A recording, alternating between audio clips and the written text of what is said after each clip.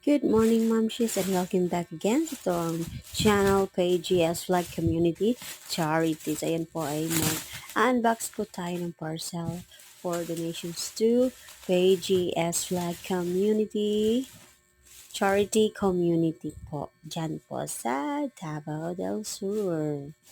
So, ayan. Open na po natin ang ating parcel. And taran! Wow! Diba? Ayan po mga mommies, sa mga samples po ng ating for donations to PGS Flag Charity Community, Malalag Davao del Sur. So, ayan. So, I hope guys na matutuwa yung mga kiddos nito sa ating mga pamimigay ng mga donations para po sa mga bata. Ayan. So, ayan. Parang ako pa yung mas excited. Ha? Ako yung mas bata dito. Batang isip.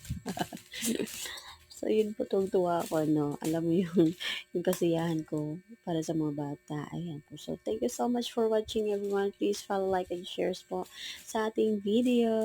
Thank you, mga mommies, for your support.